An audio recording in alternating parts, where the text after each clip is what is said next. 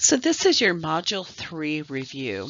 First thing we're going to talk about is cognition and perception.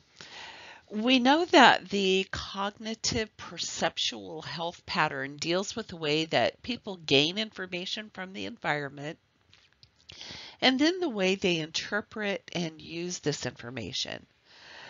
The environment around us is going to stimulate the senses, which will pass stimuli on to the cerebral cortex. With perception, we're looking at the collection, interpretation, and recognition of stimuli. With cognition, we're looking at intelligence, memory, language, and decision making. A sensory malfunction or a malfunction in the brain will lead to disturbed perception and cognition. Now, we're not just talking brain function itself. Some of cognition and perception has to do with our eyesight. So farsightedness is caused by a loss of elasticity of the lens, and it results in a decrease in the power of accommodation. We call the decreasing visual abilities in the older adult presbyopia. So basically, there's a decreased ability to respond to changes in light, and this also will result in what we call night blindness. Again, cataracts, these cloud the lens and result in blurred vision and a sensitivity to glare. Presbycusis is going to be the loss of hearing acuity, particularly of those higher pitched sounds in the older adult. So some of the things that we can do to help deal with presbycusis is going to be speaking in those lower tones, keeping your message simple. Make sure that you speak slowly and clearly. Get the client's attention, maybe tapping them gently on the shoulder, standing right in front of them so you can make eye contact with them. Speak into their good ear. Maybe support the information you provide with written information. Use a communication board or even a translator. If they don't understand something, maybe rephrase it and repeat it to help with that understanding. Otosclerosis is the loss of hearing that results from decreased sound transmission. It basically comes about from the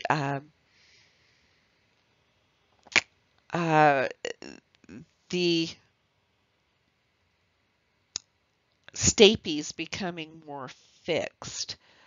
In other words, it doesn't move around as well as it used to. So it doesn't have that vibration any longer. So it affects hearing. Tinnitus is that ringing in the ears, and Meniere's disease is one of the things that can cause ringing in the ears, along with just plain age-related changes or medications. Older adults are going to be increasingly susceptible to misperception and therefore misinterpretation when one or more of these changes are present. Then we talk about our IQ, and when we're talking intelligence quotient, we are describing our cognitive ability. However, this is pretty deceptive because there's different types of intelligence, and a lot of our standardized testing does not measure all types of intelligence. One type of intelligence is the fluid intelligence. So that's basically the thinking on your feet so you can perform tasks or make judgments based on unfamiliar stimuli. Sorry to tell you, nurses use this a lot. Crystallized intelligence is also known as wisdom, and this is the ability to perform tasks and make judgments based on knowledge and experience that has been acquired throughout a lifetime. It is a skill that's used more by the older adult. However, it is difficult for the younger adult because they have less knowledge and less experience. And again, we can translate this to nursing because we do tasks and perform or make judgments based on evidence-based practice. And the more experience we have, the easier that is to do. So new nurses, they have to gain that experience to be able to function with that crystallized intelligence in the nursing field. Cognition is the ability to think and reason. A lot of people have good cognitive skills, but they do score poorly on intelligence exams.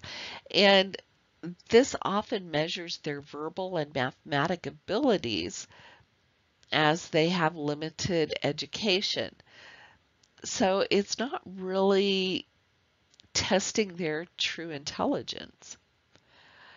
As we age, the speed of information processing and recall changes. It gets slower. It does not automatically decrease with age, nor does the ability to learn. However, some people might seem less intelligent as they get older because of their tendency to be slower and more cautious in their responses. A lack of formal schooling can make older adults appear less intelligent. They may have ended their formal education at a young age because they had to work to help support their family. And it was not a requirement to have advanced education for most jobs. Now, some degree of forgetfulness or memory loss is common with aging, the short-term memory being affected more often than the long-term memory.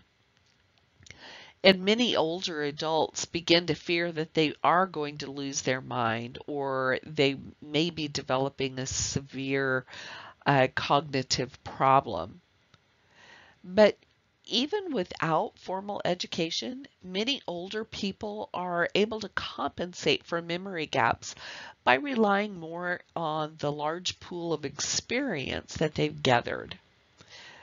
But the well-educated older adult will tend to retain a higher level of functioning throughout their age.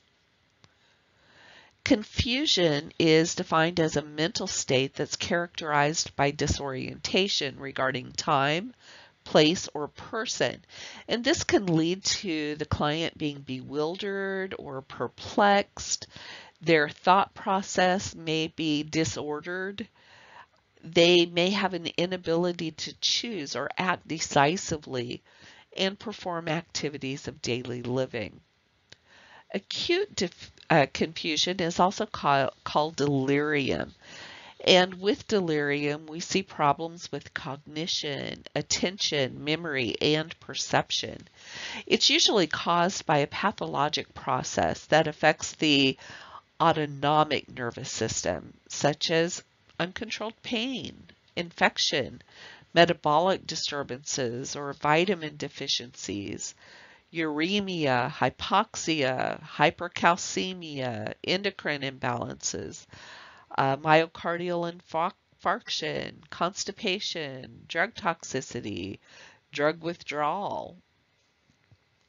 It does have a rapid onset, and the severity will vary.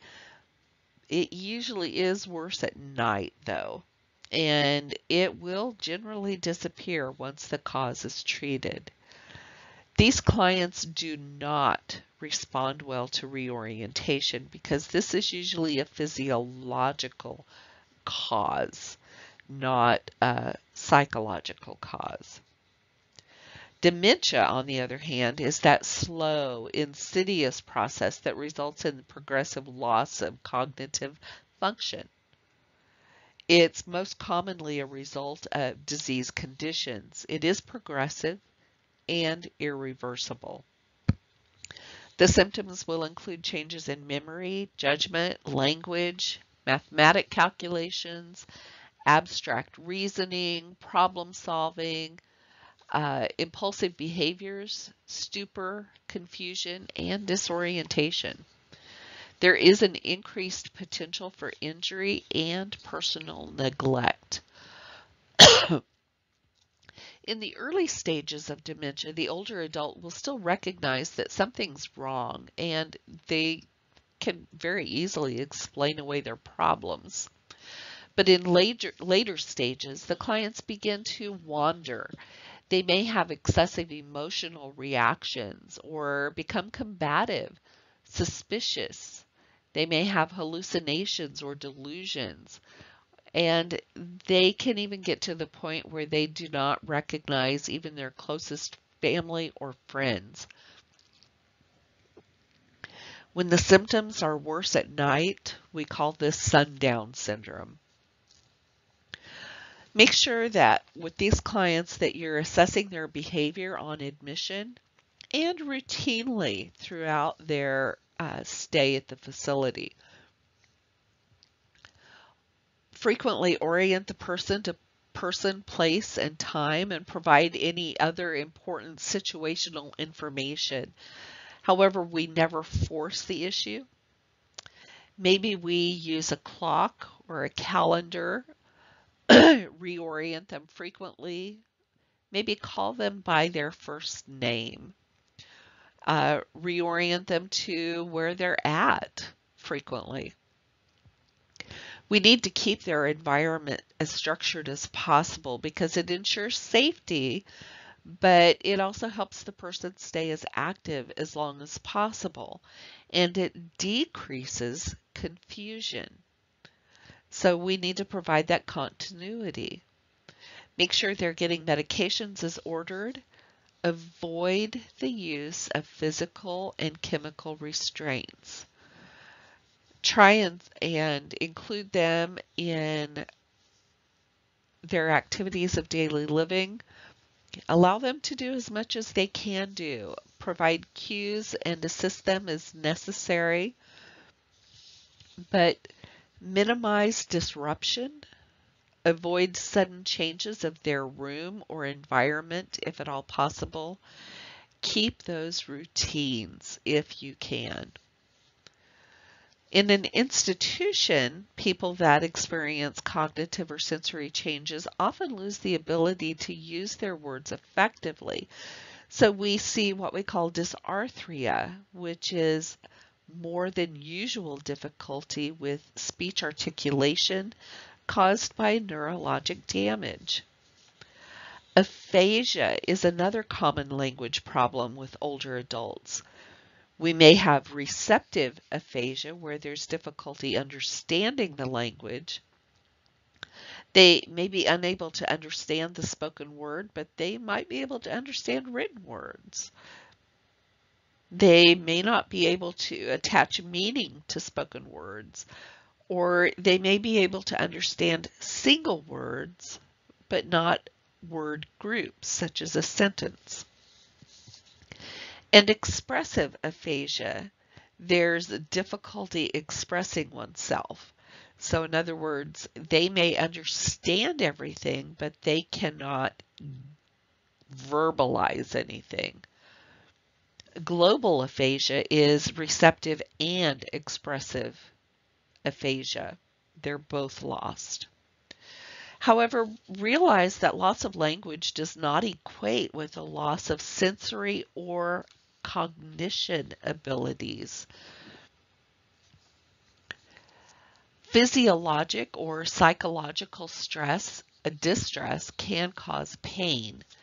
And remember that pain is always subjective and responses to pain differ from person to person.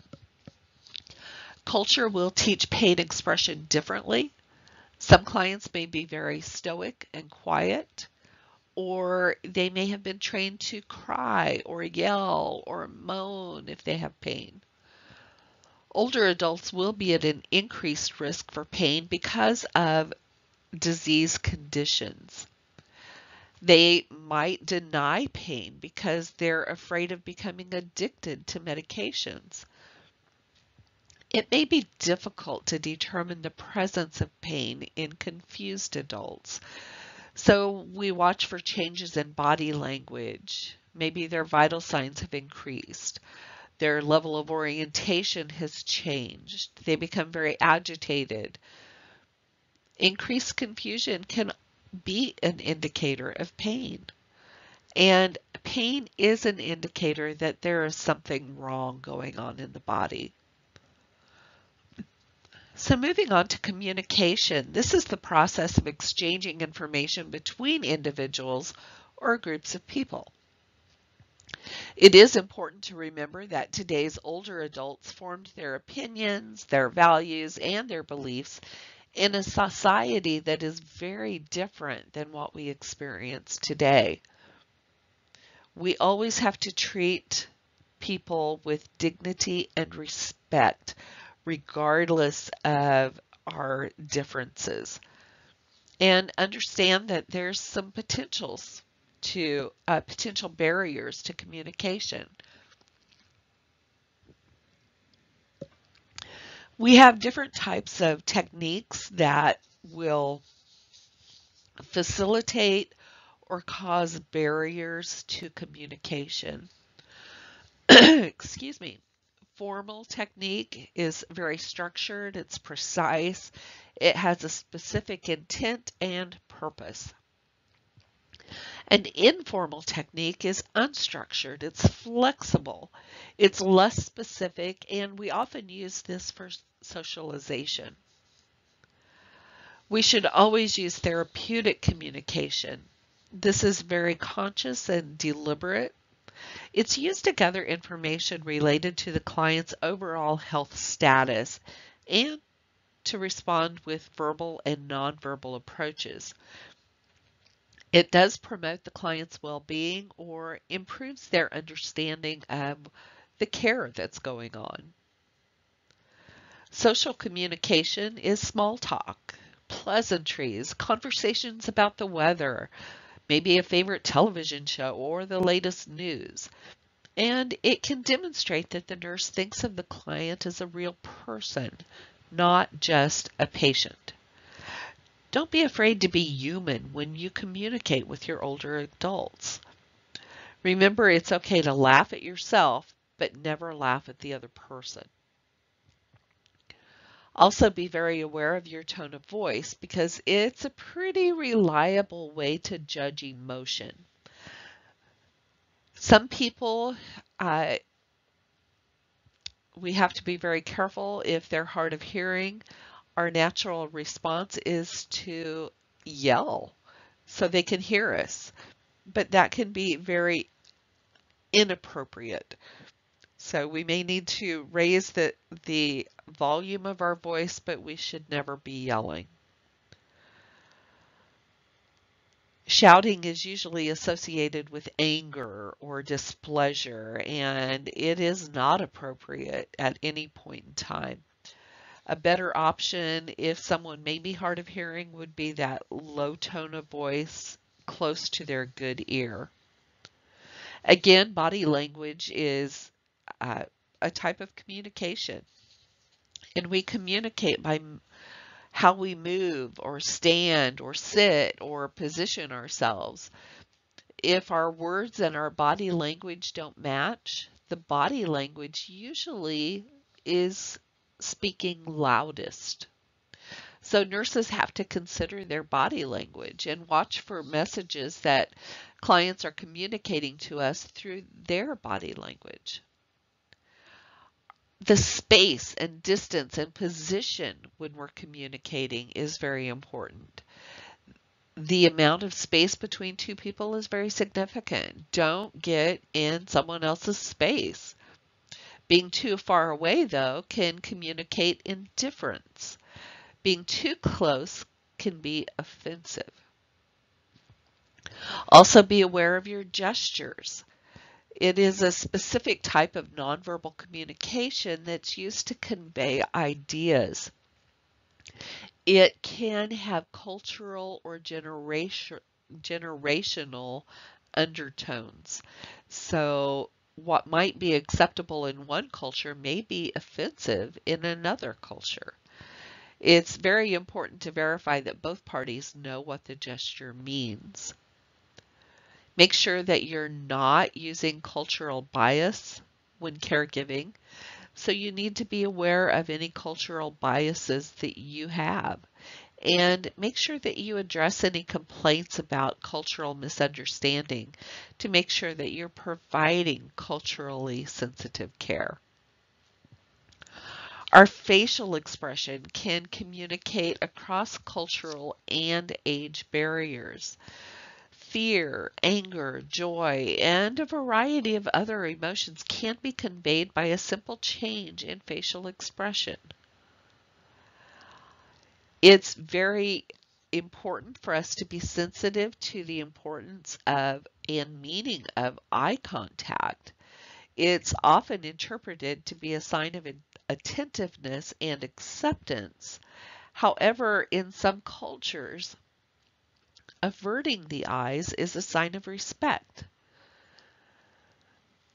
Be aware that face-to-face contact also maximizes the chance that an older adult with hearing problems can read lips if necessary. Watch the pace and speed of your communication. The resulting difference in the rate of speech and movement might be overwhelming and frustrating to older adults. Make sure you wait for the older adult to organize his or her thoughts. Remember that patience and active listening are key. Time and timing is very important in communication. Delays in a response to a call light or a direct request from a person may be interpreted as a lack of concern, even if that's not what you intend. Caring touch is a basic need of all humans. Many older adults suffer from touch deprivation, but we have to be very cautious about touch if the client is in pain. Silence can be very difficult. Sometimes, though, words can be intrusive and distracting, so silence can be therapeutic. Sometimes our simple presence is the most helpful. Effective communication starts with proper introductions, so always determine how your older adult wants to be addressed. It's better to start by using their proper title and name, such as Ms. Taylor, and then clarifying which form of address the person prefers. Don't assume that use of their first name is appropriate. Avoid elder speak, which is very patronizing. It's a demeaning way of speaking to older adults, like calling them, "Hey, sweetie," or "honey." Don't speak to them as though they are a child. This is also what we call elder speak. It's patronizing. Barriers to communication include physical problems, pain or extreme fatigue, diseases, diverse social and cultural backgrounds, hearing impairment. If they wear hearing aids, make sure that they're clean, that the batteries are working, that they're in proper place. Excuse me. Minimize background noise. Stand at eye level in front of them and keep your mouth clearly visible. Talk slowly and at a lower pitch. Maybe use visual cues. Avoid exaggerated mouth motions.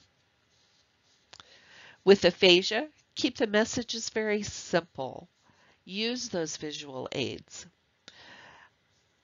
One way of dealing with aphasia is singing. It's a potential option for communicating with a client because it uses a different area of the brain than speaking does.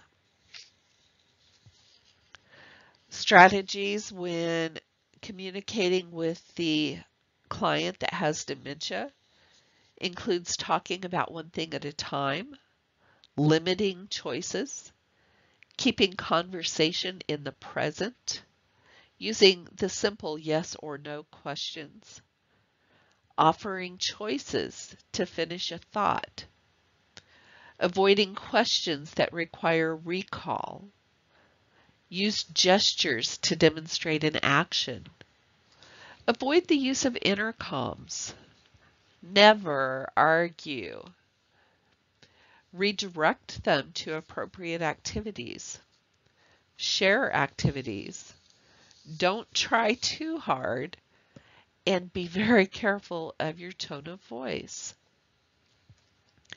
Different communication skills and techniques include informing, which is using a good information statement that's clear, concise, and expressed in words that the client can understand. Direct questioning is helpful to obtain specific information or in an emergency situation. They do tend to yield very brief answers, and often that's just a yes or a no. Open-ended communications include those open-ended questions or reflective statements, clarifying statements, or paraphrasing. It does allow the client more leeway to respond and establishes a more empathetic climate. Those nonverbal communication skills, once again, be very engaged, be interested, listen attentively, be on the other person's level, maintain eye contact, and look for appropriate facial expressions. Make sure that you use appropriate facial expressions. And sometimes it is necessary for us to confront. This is used when there are inconsistencies in information or when verbal and nonverbal messages appear contradictory. For example, you ask a client, do you have any pain? They say no. You begin to do your assessment and you notice that they're grimacing, that they're maybe moaning, or they're guarding a certain area. These two statements are not matching up. It is one of the most difficult communication techniques to use, and confronting should only be used after a good rapport has been established. But never confront someone who is highly agitated or confused. With client teaching, part of our communication, adult learners are oriented toward problem solving. They view learning as most desirable if it's relevant to their own life. So start with what the client thinks is most important and make sure that you pick the right place and time for teaching. So moving on to coping and stress. Stress is a very normal part of life. It occurs with real or perceived threats and life changes, such as financial, loss of family or friends, loss of home or living changes, retirement, loss of health. It may be external stress or internal stress, and it can be positive or negative. Stress affects everyone differently. However, it does activate the autonomic nervous system and the fight or flight response. Physical signs of stress include cardiovascular, respiratory, musculoskeletal, gastrointestinal, and urinary. Cognitive signs of stress. First of all, with mild stress, this actually can be good. It increases our alertness. With severe stress, our alertness begins to decrease and it can lead to irrational or impulsive behavior. Emotional signs of stress include fatigue, tension, anxiety, being distracted or irritable and angry. Severe stress can lead to signs of a major depressive disorder or suicidal ideation. And depression, it often occurs with other physical and social changes. Um, it's not a normal part of aging. Some behavioral signs of stress. Some people will avoid all interactions or all tasks that might increase their stress level. Other people take on additional duties in an attempt to block out the source of their stress. They might be scattered or very disorganized, or they may self-medicate with alcohol or other substances. Stress and illness are very closely related. Some life events that may cause stress would be loss of friends, family members, or the spouse. These can be highly stressful. Or a change in their residence or financial status. Different methods of dealing with stress is repression, which is the removal of the anxiety-producing thoughts or experiences from the conscious awareness. Denial, where we refuse to acknowledge some painful aspect of external reality, even though it's obvious to others. Rationalization is creating an acceptable reason for those unacceptable thoughts or actions. Intellectualization is generalizing to avoid disturbing thoughts or feelings. Displacement is transferring emotions about one situation or person to another. Suppression is avoiding thinking about distressing situations. Projection is attributing one's own feelings to someone else. Sublimation is channeling negative energy into socially acceptable behaviors. While substitution is keeping so busy with activities that there is no time to think about stressors. A person experiencing limited coping ability may have feelings of anger, anxiety, or sadness. They complain of changes in their physical function. They demonstrate inadequate problem solving or engage in destructive behavior. They may withdraw from other people. Symptoms of depression may be overeating or a lack of personal grooming or hygiene, undereating, a lack of activity or oversleeping, a lack of cleaning, whether it's the house or themselves, so a lack of hygiene. Their clothing, they may not be laundering their clothes, etc. So allow clients to make choices whenever possible and encourage and assist them to complete self-care. Realize that clients do have the right to refuse treatment, no matter what we think. Maintain continuity of care to develop that stable, trusting relationship. And encourage verbalization of feelings. So the next topic we have is roles and relationships.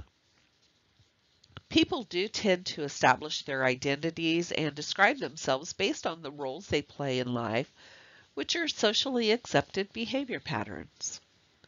Role conflict in the older adult often has to do with the role or roles that they held throughout their lives and the new roles they now hold as the older adult. For example, maybe they were the boss as a younger adult, but now they have to step back and let the current younger adults step up and take that role. Maybe they've retired and they've gone to check on things, or they've gone in to help. They have to let the new boss be the boss instead of doing that themselves. Older adults have to adjust to many predictable role and relationship changes associated with aging, such as retirement or altered relationships with their adult children. One of those relationships is parenting. Older adults don't give up the role of being parent just because their children are adults. That role conflict and altered family relationships are likely to occur when the older adults attempt to continue to direct their children's behavior long after the child has become an adult. Grandparenting is another relationship. Many grandparents are taking on the role of primary caregiver of grandchildren, or they may just have a larger presence in the lives of their grandchildren than their grandparents had with them. The spouse, a loss of this intensely personal relationship can trigger a very high level of emotional distress. The relationship with their friends, the loss of friends because of relocation or death, also results in changed social roles and relationships. Older persons that outlive their families and friends often feel that their lives are without purpose. Maybe there's a change in housing or a loss of health or independence. With those things comes grief. Grief is a very strong emotion. It's a combination of sorrow, loss, and confusion that comes when someone or something of value has been lost. The normal grief response follows a somewhat predictable pattern, although it's not always in the same order or the same time frame. This includes denial, anger, bargaining, depression, and acceptance. It becomes a complex process when a person has an exaggerated or prolonged period of grief. Loneliness, or the sense of being alone, is a very common problem among older adults. Social isolation is the result of many factors, and this might be something unintentional or intentional. And then we have self-perception and self-concept. Our self-identity is defined as the attitudes and perceptions that people have about themselves, their abilities, and their self-worth. We form our self-identities from our values, our life experiences, and our different interactions we've had with people throughout our life. Measuring oneself against external standards can lead to negative self-perception. For example, we're talking about models. Models are very sleek, they're very thin, they're very pretty, everything is perfect, all the hair is in place, etc., etc., etc. Nothing imperfect is seen. And if we try to model ourselves after those people, then it creates very negative thought processes. Actions that we as caregivers can use to promote self-esteem: help our older adults find an interest or activity or hobby, or even learn a new skill. Don't talk down to older adults. Keep them informed and encourage them to maintain control of their own health. They need to take control by taking control of their attitude. Be positive. It's more of a can-do rather than can't-do attitude. Take control of their health, their lifestyle, regular physician and dental appointments. Take control of their appearance. How can they improve their appearance? Let's go get a haircut. Let's shave. Let's get a pedicure or a manicure, etc. Buying or getting some new article of clothing. Take control of time. Be active and set a schedule. Take control of their social life and their relationship. Maybe pick up the phone and call family or friends, or find activities where they can be with other people. Take an interest in old and new activities. Aging individuals develop their own perception of aging.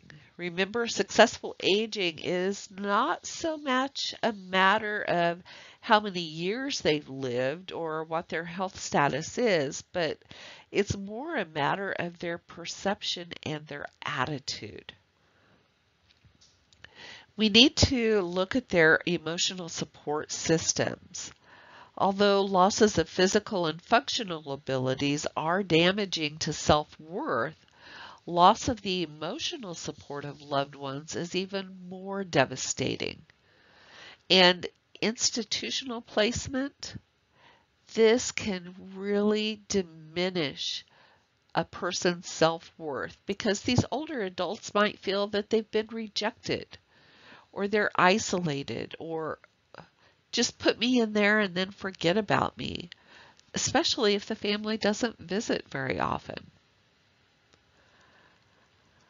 We also need to look at depression with the aging adult. Warning signs include noticeable changes in their mood, feeling distant from others, or that flat, empty affect, or being anxious.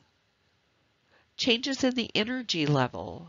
They feel tired all the time, but they have trouble sleeping, or maybe they sleep too much. They have problems carrying out the activities of daily living for weeks at a time. Trouble concentrating or feeling restless or on edge. They may be very irritable or angry or lash out at everyone. They may have increased worry or stress, or they obsess about minor problems or events.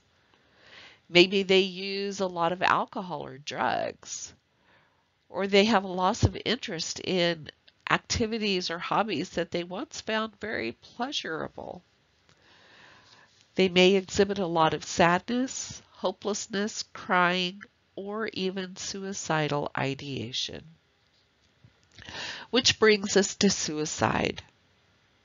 Older adults represent 13 to 15% of the United States population, but 18% of suicides. They do have a higher rate of successful suicide than other age groups, and 64% of older adults that commit suicide did see a health professional within a month prior to their death. And they are less likely to communicate their intentions. So, very important to allow older adults to make choices whenever possible. Encourage the older adult to do as much as possible for themselves. Adapt the environment to encourage independent activity. Explain the reasons for any changes in the plan of care. Don't be overprotective or directive. And respect their right to refuse. And next thing we talk about is sexuality and aging. Sexuality is a basic human need that does not change as we get older. Many older adults will continue to have sexually satisfying lives well into their old age, and their sexual needs do not disappear with age. Sexuality allows opportunities for the older adult to express and receive affection, connection, and emotional bonding. However, young people may not be comfortable with the thought of sexual activity among the senior population. Healthcare professionals have to address issues of sexuality in private with open-ended questions. We also need to realize that about 2.4 million Americans over the age of 65 are in the LGBTQ population. And these populations face increased difficulties because of their age and sexual orientation. And they might be uncomfortable disclosing sexual orientation because they fear discrimination. Older adults are often not considered when we're talking about sexually transmitted diseases, but half of the HIV AIDS cases occur in people over 50 years of age. All sexually active individuals, no matter what their age, should use safe sex practices. That risk for STIs does not disappear with age. We as nurses need to understand that older adults have a right to manage their sexual lives without interference, and they need to be free to express affection and engage in sexual activity whenever they choose. If you're in a facility, a closed door should be respected when privacy for intimacy is desired. Judgment is important if either individual suffers from cognitive impairment. So it is important to protect vulnerable older adults from any undesired physical contact. It has to be mutually agreeable physical contact, and that should remain a right of older adults. And lastly, we talk about values and beliefs. Uniquely human ideas that set us apart from other animals are what our values are. They affect all aspects of our lives, including the experience of life and death and the way we understand and manage our health. This includes economic values, interpersonal values, cultural values, and spiritual or religious values. Spiritual or religious values are deeply personal, and it does vary significantly among people. These values can motivate or inhibit actions. It can also lead to suspicion of beliefs that are different from someone else's. People seem to have a need for spiritual connection, and that grows as a person ages and death becomes nearer. And it can greatly influence our end-of-life decisions. So it's very important that we determine if there's special spiritual practices or restrictions, and identify significant people that provide spiritual support. Is it a priest? Is it a rabbi? Is it a pastor? Is it just the community, etc.? Determine if there is any way that nurses can aid older adults in meeting their spiritual needs. Maybe we need to provide opportunities for the older adult to express spiritual needs or concerns. We should determine if spiritual objects that have meaning to the older adult are available and obtain those objects if possible, such as a rosary, for example. Provide opportunities for spiritual guidance with due respect for privacy, and encourage contact with a spiritual counselor in times of crises.